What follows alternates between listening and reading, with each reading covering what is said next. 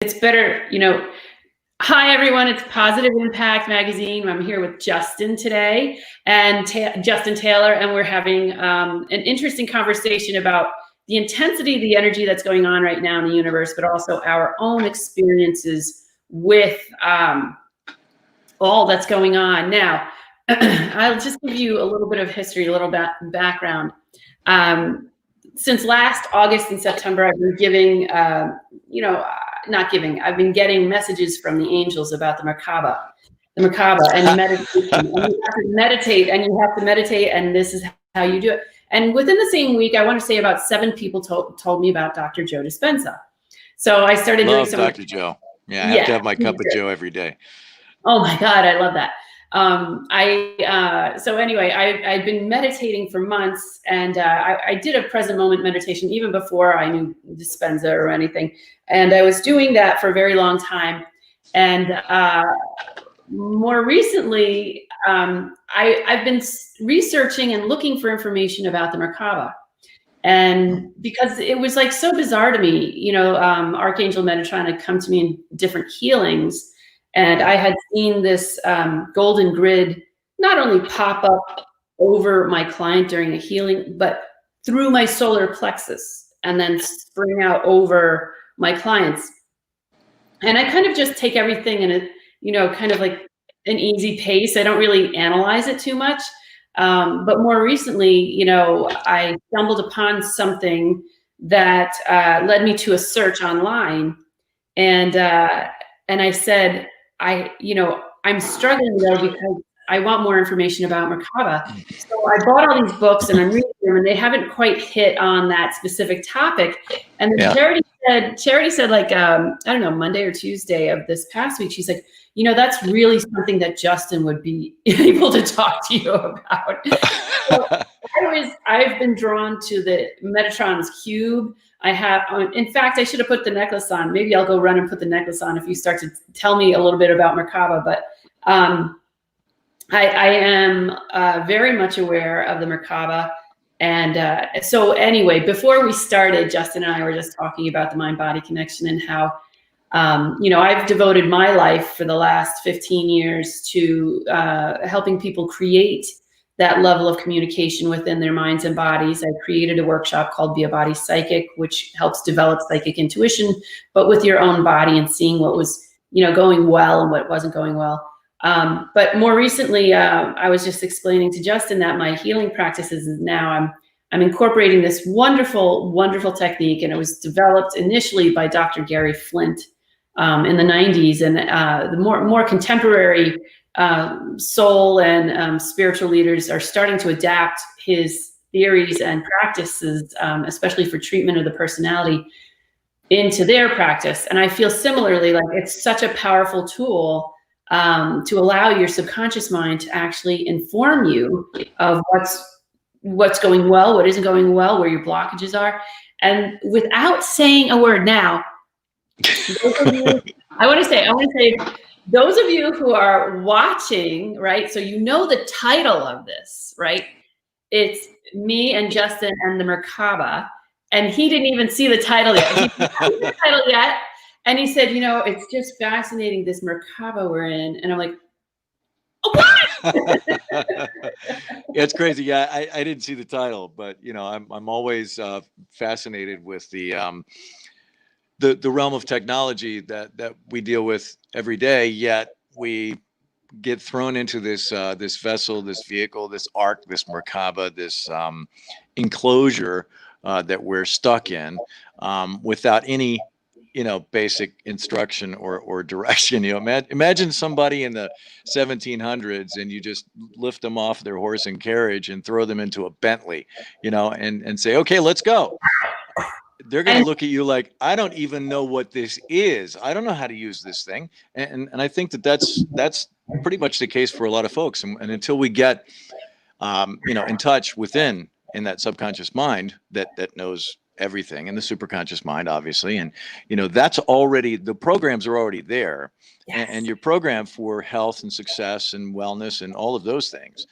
So what happens is our ego mind, or, our conscious mind, chooses this, chooses that. We have that free will thing, and then that influences basically your conscious mind being the divine masculine, your subconscious mind being the divine feminine. Whatever the masculine impregnates into the feminine will bring forth that creation, that child. So whether it's good, bad, indifferent, it is a system of creation, and we have to really be careful.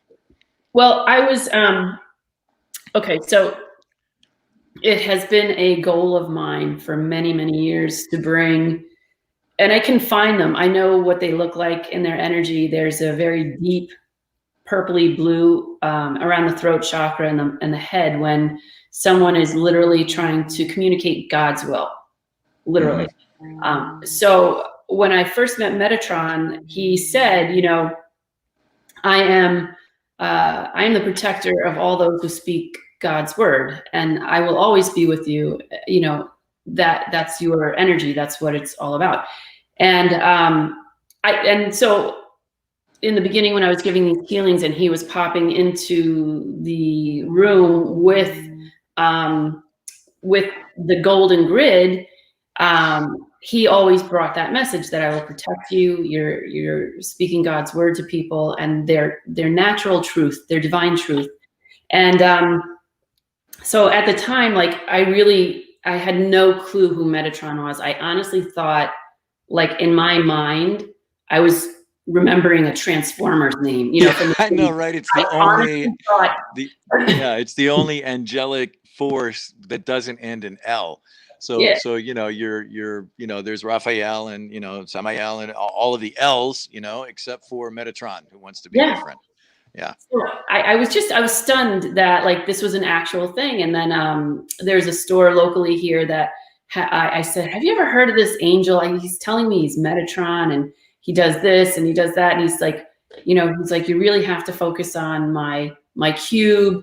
And they're like, oh my God, that's the patron angel of this space. And I said, wow, I hadn't really thought, but I guess there is that universal consciousness that if you're trying to speak God's word, they will come and they will come out of the woodwork and find you and help you. You know what I mean? And that was such a reassuring, but it was also because I had done so much study about the mind-body connection and helping people kind of contact that divine essence within themselves that's full of power, full of knowledge, full of grace and compassion and kindness in a place that, maybe no one really has that and help disseminate that and give that information. And when you said, I'm sorry, I got distracted a little bit, but that last thought about being stuck in a vehicle, the transmissions that I've received, the channeled sessions that I've done. Transmissions. See, there's another vehicle term. Yeah. What this is so, and then my son's buying a car today, which is a whole other chaotic moment there. But but Metatron was saying, no, you have control, and the Merkebah isn't activated in everyone. That was what was interesting to me. He said it's activated in certain people that are in touch with their intuition, that are in touch with God's will. It almost reverse vibrates in people who are stuck in depression, denial, all those things that can slow the Merkebah down. And I'm just fascinated by this because I guess I've been doing this intuitively for years in meditation, is developing my relationship within my Merkebah, to my divine will and divine guidance. So right. I'm just so thankful, Justin, that you said it first. We should have been rolling, or we should have been live for that. That was a moment. Wasn't that a moment? Yeah, that was what do you call it? Oh, come on, word. Anyway, I'll think of it in a minute. Serendipitous, synchronistic. Yeah, it was one of those moments, like 11/11. It's like, you look on, it's November 11th and it's 11:11 a.m. and you think, oh wow, that's pretty amazing that you caught that synchronicity. That was what I was trying to think of. Charity and I in the last podcast, we went over some, creative verses from ancient scriptures, both in the Bible and the Quran and so many different places in Buddhism. And one of the things that I thought was interesting is there is a quote in the Quran. It says, "The first thing God created was my light. I am made of God's light, and all created beings are made of my light." And then it goes on to say, "God created his creation in darkness. Then on the same day, he sent his light upon them. Whoever was touched by his light on that day will be guided, and whoever was missed will be led astray." So much in the same way that you're talking of the Merkebah is only available to a select. I don't want to say a select few because there are many, but you sort of have to come to a realization that you are not this being or this physical creation. You're the observer, you're the witness, you are the spirit within that's having this experience, and we have to have sensory perception in a physical world of matter in order to receive all of the energies that are around us and to arrive at some conclusion and develop some wisdom or knowledge about our being. And therefore we're right into this thing, right? And sometimes it works great, sometimes not so great. That's been the case for me for a very long time. I have physical issues that I deal with, and I have affirmations that I do each and every day. We mentioned Dr. Dispenza. I mean, I love Joe Dispenza and Bruce Lipton and Greg Braden and all of these. Oh yeah, and Dr. Sue Morter, and there's just so many people today. I'm a big fan of Alan Watts and so much of the ancient wisdom, Manly P. Hall and Neville Goddard, and so many of the greats that left behind this breadcrumb trail of wisdom and knowledge that we ultimately have to stumble into. On my journey, I went from, I was born into Greek Orthodoxy, and then I went to a Catholic high school, and then I didn't do anything for a long time.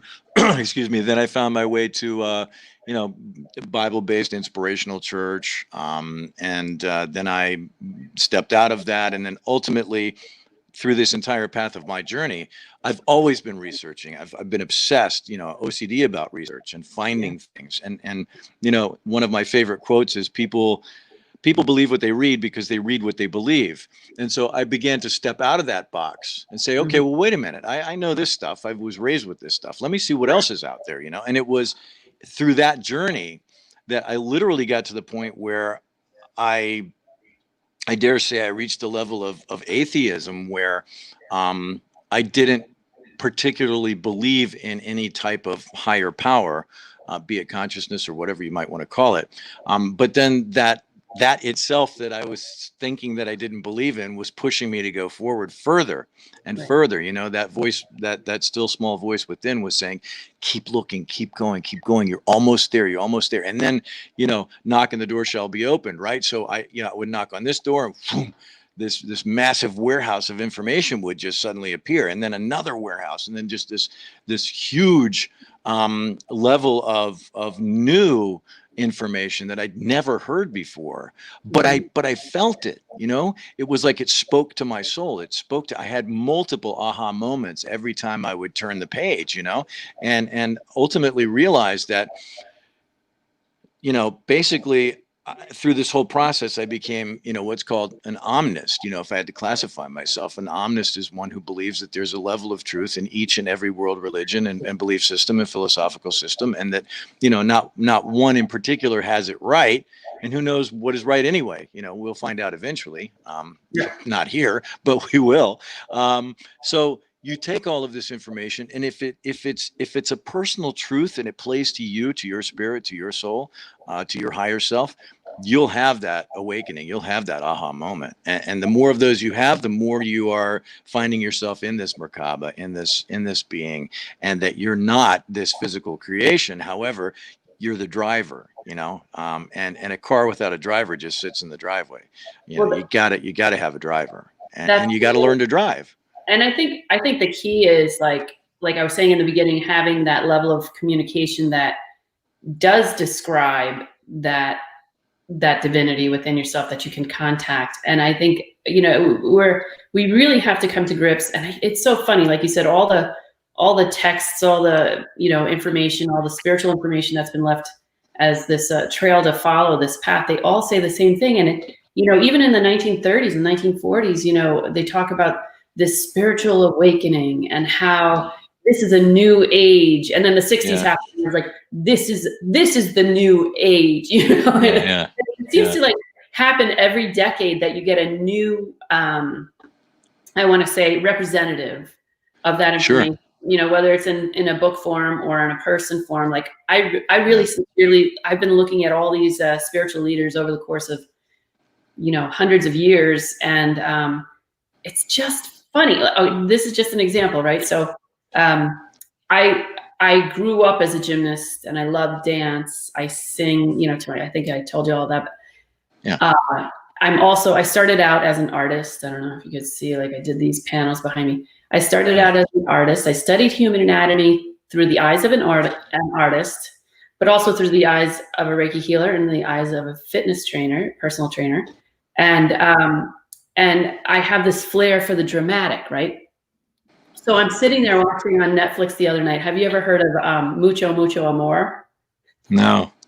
Walter Mercado, I guess, was a very famous psychic back in the day. I want to say through the 80s. He was very, very popular, and he had the flair for the dramatic and a creative, artistic talent. He wore these. Oh, and I was a wardrobe stylist and costumer in television and film for many years.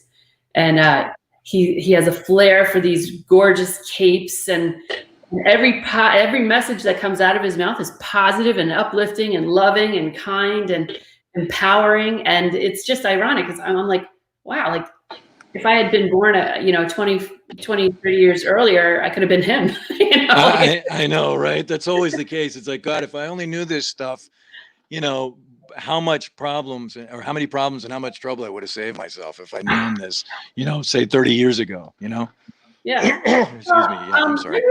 I've been reviewing, and I really do love my life path because I've had an extraordinary life, and I'm sure you have also. But I didn't grow up and then go to school and get a job and stay with it for 20 years or whatever. I mean, I worked at the Metropolitan Museum of Art. I had an apprenticeship there in the Costume Institute, and then I worked with fashion for a while, and then I worked in television for a while. I worked with Anthony Hopkins, Dana Carvey, Matthew Broderick. I worked with like great people, and then I've also It's funny you say Matthew Broderick. I had to take my mind out of normal last night, and I watched Godzilla, the 1998 version, which was with Matthew Broderick. Wow. Yeah, I've never seen that. But anyway, it's entertaining. It's just cheap entertainment. It's fun. Lots of special effects. I'm similar to you. I have a career in broadcasting, and I spent 40 years on the radio, and I've been a musician all my life. I'm a songwriter, singer, blah blah blah. So I understand where you're coming from as far as a creative background. Justin, I'd love to hear you back on the radio. Is there any chance of that happening? I would like to get this kind of spiritual stuff like in the broadcast field, and Yeah, I think that would be a great idea. I've thought of that for a very long time because although I'm not on the radio anymore, I do have. You can actually see behind me. I'm here in my studio. I have a production studio. I do voiceover work for radio and television. So, but you're excuse me. Come on, get your own show. Yeah, I need to do that. I think that probably the best way around that is to find an ability to get that hour or half hour, whatever it might be, onto a satellite station or somewhere where it could be a national or international broadcast rather than a local Yes. type of broadcast. Yes. You know. Yes. Yes. I'll pitch it with you. Okay. Yeah. Deal. Deal. Yeah. Woohoo! Yeah. Yeah. I'm all about it. I think that there are. Excuse me. I don't know what I'm coughing at today. Anyway, there are perhaps millions of people that are hungry and starving for knowledge and information. Some sort of next step on their path to awakening. Yes. And I believe that when you start that vibration, when you start that hum, when you're in that vibe, then your tribe will arrive. Yes. Sorry, I don't mean to be rapping, but when you yeah, right. Yeah, can you see me doing that? Generally I'm usually in a cowboy hat, so today I wore that. Oh, that's what we have to do. We have to create spiritual raps. There you go. See, something that people will remember and be able to go back to. And I would love you to speak with my son, because he actually took a quote from Les Brown and created a beat behind it.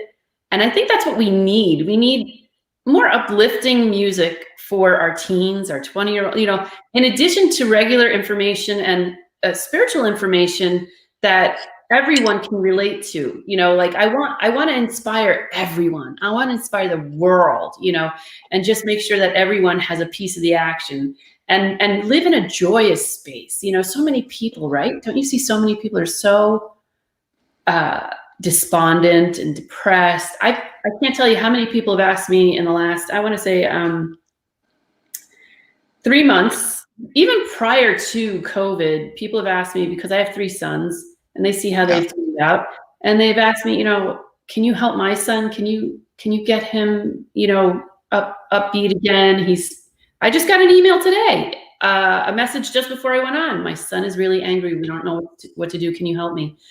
And I think people need help raising their children. They don't know how to address, depression and overstimulation from gaming and stuff like that. Oh my God, there's so much we could talk about, Justin. Oh yeah, and when you look at the way of the way things are right now, for example, if you want to provide water for a group of people, first you have to have water. See, so if we want to help people, we have to receive that within ourselves, so that we have a full pot and we can go and help these folks. For when you look at for example, happy hour. Okay, so many bars and well, they used to have happy hour. I don't know what's going on now, but so many bars and restaurants would have happy hour. Well, happiness is an outside experience. Joy is an internal experience. So having love, peace, and joy within is very settling and has a tranquil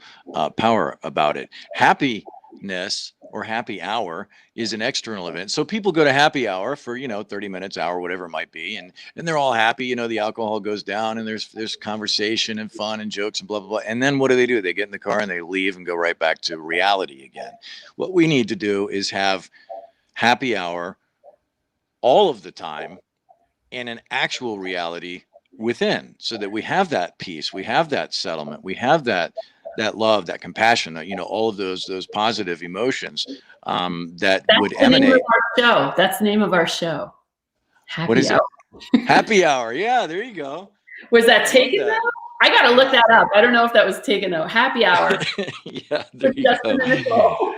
Yeah, a place to escape and be and find joy. You talked about, early in the show here, we started talking about the Merkebah, which is essentially the vessel. Even like, for example, in biblical scriptures, whenever there's discussion of any type of vessel, be it the ark or a boat, anything like that, it's referring to us and in this physical, being, this body. And for example, there's a story in the New Testament of Jesus being inside this boat asleep. Meanwhile, outside there's this tempest brewing. The wind is blowing and there's rain and this powerful storm, and the boat's getting thrashed about in the ocean, and the disciples go down inside the vessel and wake up Jesus and tell him, listen, you got to help us out here. And what happens? He calms the storm. He stills the waters, and the deeper metaphysical lesson, or the esoteric meaning behind this story, is when there's troubled times, when there is tempests and storms in our life, we go within the vessel and wake up the Christ that's within. Paul said,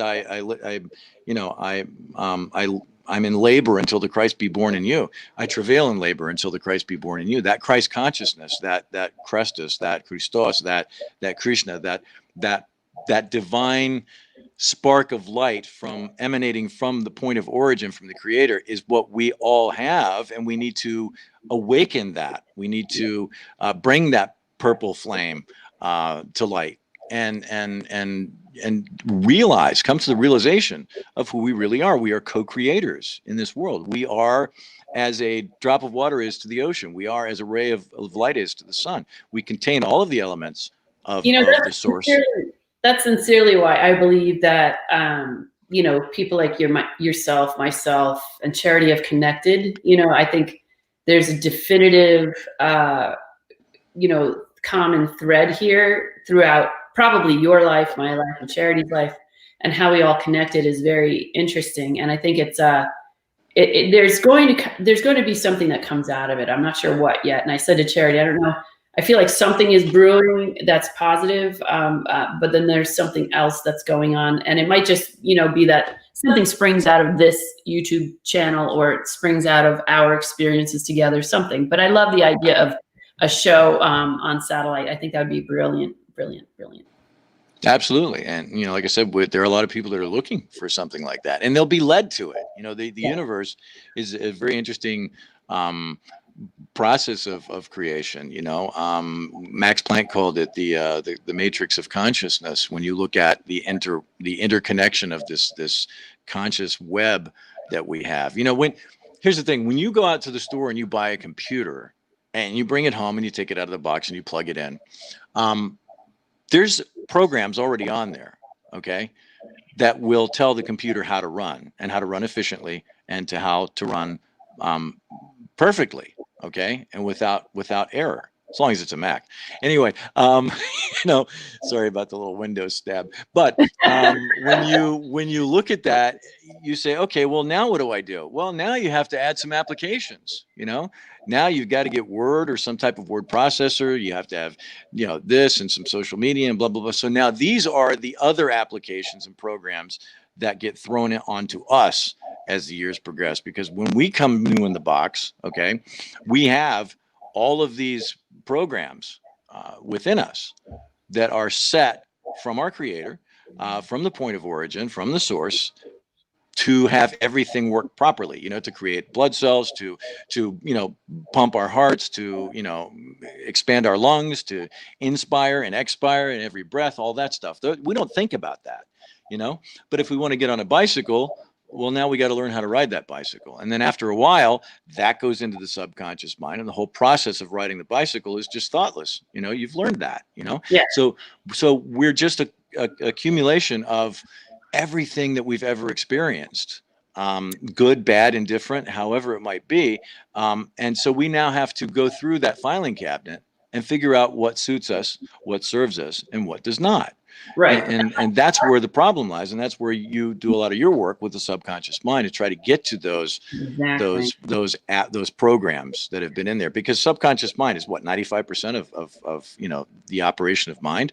When we're thrown into this Merkebah, everything's brand new, including the brain. So, we don't bring much with us. We have to go out into that consciousness and bring it back, to remember ourselves, to, reconnect again to all that is. And that's where so many things that happen in life just get in the way. We have jobs, we have this, we have hobbies, all that stuff gets in the way of connecting. And that's why I, kind of, even though it may seem redundant, I still, on my Instagram page, on my Twitter, everywhere, I'm constantly reminding people, you are divine, you are divine, you have this, you are worthy. And your connection is viable, like your contribution is viable. And I think a lot of people miss that point. They just start to feel, like you said, like they're the rat on the wheel, they're just running the race to run the race, instead of actually, consciously living and just as an example, this was such a beautiful example. You know, I had just listened to a little bit of a meditation about miracles, and I took my sons, I said, let's take a mental health day. So we went to a beach, and just before that, we stopped at a Starbucks. And this has happened to me at the same Starbucks like 3 times. But I went through the drive-thru, and, you know, about to pay for my order, and they're like, oh, your order's been paid for. I'm like, what? And they're like, yeah, your order's been paid for by the car in front of you. And I was like, what? You know, because it had been so long, and I didn't really anticipate it. I was totally shocked. And then I immediately wanted to know, like, how did they do that? Because I didn't tell them how much I was spending. Like, no, no, no. They asked me, and I was able to tell them about your order. But what a beautiful way to live that, you know, you're like, so I was able to pay back the person behind me. And Sure. that in this kind of universe that's able to kind of organize that event in such a way that my sons saw that, you know, my sons saw that representation of kindness, and then, you know, then they're thinking about it and how to embody it the next time they go out and do something or buy a coffee, or maybe it's something else. Maybe it's not coffee. Maybe they give back in a different way. But I think the universe is truly ingenious, and quantum field is, so I do have a question for you, though. The quantum field is truly ingenious, but let me ask you, do you feel like the quantum field, because I have a different channeled answer, do you feel, and I feel like we talked about this already, isn't that sick? We sick may have. Happy sick. But do you feel that the quantum field is of a divine nature? I absolutely believe that it is, and it's our responsibility to keep it divine and to keep it clean. You know, I had a thing here this is a perfect time to go into it. You see, one of the things that I affirm is I am, and then whatever follows it is critical. So if you say I am love, I am unconditional love and compassion, and you keep affirming that, what happens is, and you concentrate on your breath, what happens is it ultimately will clear and cleanse the collective energy field. Because the more positive things, and we're not talking about positive and negative in a good and bad sense. We're talking about it from a level of polarity. Like when you look at a battery, you know, battery has 2 terminals, a positive and a negative. Well, one of those 2 is not bad, and the other one's not good. They're just 2 terminals. One is positive, one's negative, and you have to have that level of illusory duality in order to arrive at a conclusion, right? So when we look at the field, it must be divine. A, it's greater than we are. B, it never ever makes mistakes. It's perfect in every way and never lets you down. You know, it's us. It's our responsibility. You know, it's our doing, our karma. You know, as a human race, it's race karma, not just individually. You can go about your entire life just doing good things and, you know, being a nice person and all that. But until everybody does that, we're still subject to, you know, the human race karma, right? So when we go into this field, which is not even explainable, you know, I don't even want to get into multiverses and things like that right now. But when you get into this field, your word, okay, your logos, you know, what it is that you think, say, and do doesn't ever go away. Right. That's a form of energy that stays in that field, you know. Call it the book of life, call it the Akashic record, whatever you want to call it, it's always there.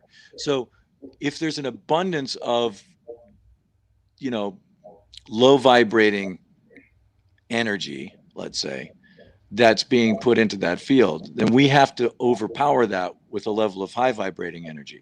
You know, it's not a competition, but it's actually a collective, you know? So if you go into an ant farm and you watch the ant farm, all of these little ants are working collectively. It's a community. See, they're all doing one thing, even though they're all an individualized essence of the entirety of that whole. So they work as a machine, you know, they're working in harmony, in unison. Unfortunately, as human beings, many times we elect not to do that. And you know, you have to consider that your thoughts, your actions, and your deeds have either consequences or positive benefits. Yeah. What's the best? What's the best option for all? That's what Yeah. we have to consider. And I think the more that we gather together, like in these groups, you and I are together right now. Hopefully, other people will be watching this as well. We'll gain more and more of that positive energy to positively impact our communities and our world, right? And not just 1 billion people, Right. but we have to reach the entirety. We have to reach everyone, But because that, people have a really horrible feeling about themselves, and that's been put in there by either parents or teachers or whoever it might have been through their lifetime. Okay, up until the age of 7, you're really living out of imagination, you oh see, yeah, and you're already connected to the other side through that yeah. veil, and then you begin to receive all of the crap that we get, in our lives. The Jesuits used to say, give me the man up to the age of 7, or give me the boy to the age of 7, and I'll show you the man, because those are the programming years. Those are the times where everything is formed. So we have this horrible doubt placed upon us as to what we can and cannot achieve.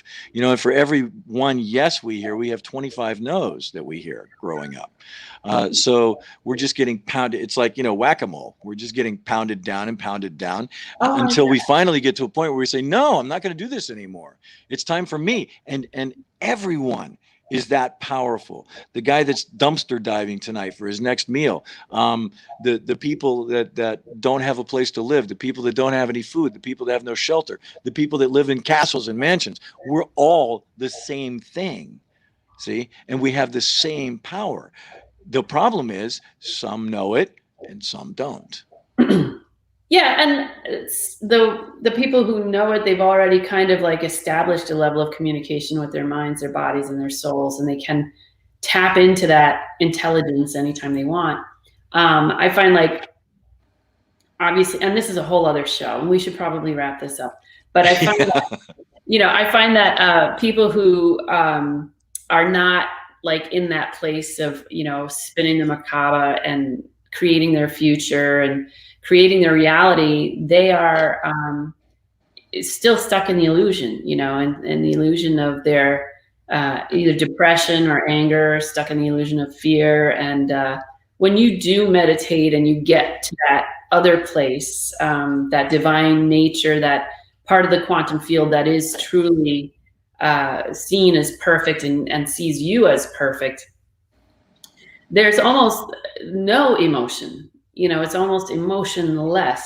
It's just this beautiful essence of being in a divine place. And I was trying to explain that to my spiritualist group over the weekend, and it's very hard to understand.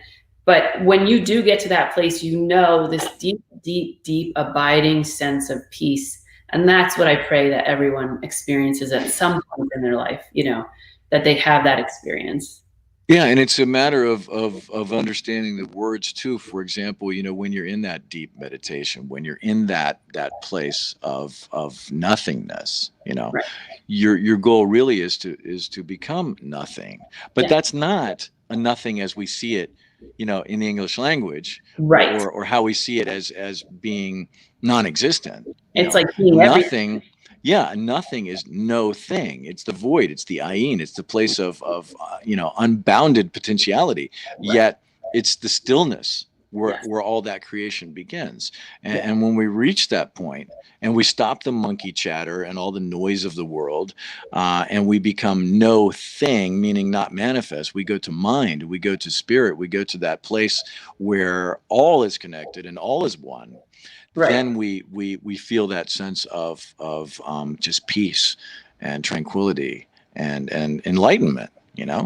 and you and I, we're not special. We just learn stuff, and we're just trying to spread that information to as Yeah. many as are willing to hear it. That's why and although I enjoy personal training people, I enjoy the coaching and the soul and the subconscious work that I do one-on-one. I'm more and more attracted to this broadcast method just for that reason, because helping one person, can you imagine how many more, it could help if it were a regular broadcast? So that's what I'm working on. So hopefully. Yeah, it's kind of like you can go into the field and plant a seed, one at a time. Right. Or you can put it in some Nerf gun and seed blast thousands of them out there. Yeah. Which one's more effective? Even if it falls on a couple of rocks here and there, scripturally speaking, there's still going to be a lot of seeds. And guess what? Seeds are amazing. Farmers and gardeners, they plant that seed. They don't go out in the middle of the night and check and make sure it's growing. They just know there's going to be a harvest. Right. So the more people we can get this word out to, the larger the harvest will be. Yes, and that, even if it does fall on hard earth with no water, it's got a vibration. It's going to vibrate to someone at some point passing by. They're going to notice it. So that's what my prayer is for now, and for the eternal universe to explore and experience with us. Willing to get up in front of a camera and a mic to do so. So. And I suggest before we wrap up, I suggest that everybody delve into the realm of the Merkebah. As we open up the show with, the light body and all of these light bodies that we deal with that are a part of us. Do you have any books to recommend? I do, but off the top of my head, it's kind of difficult.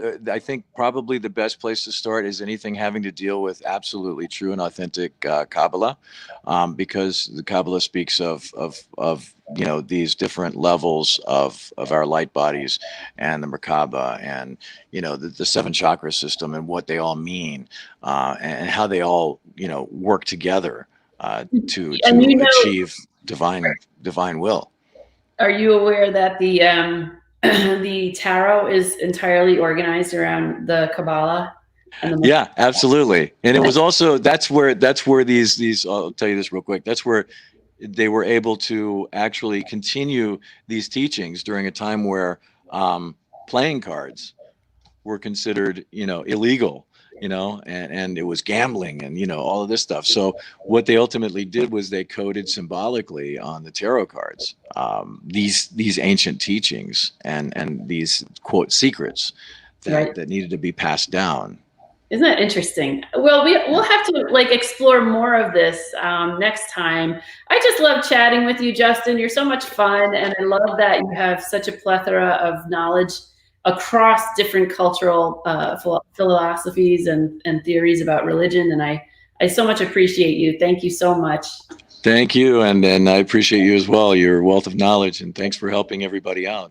Yeah, no problem. So we'll have to continue this conversation, at another time. And I'm not sure when and where. I'll chat with Justin about that, but I am definitely into the Merkebah and exploring more with that. I am currently reading Baird Spalding's Life and Teachings of the Masters of the Far East, and they do touch on that a little bit. So I'll share that as I come across it. But thank you so much, and we'll talk again next week, hopefully. Absolutely. Stay well. All right, you too.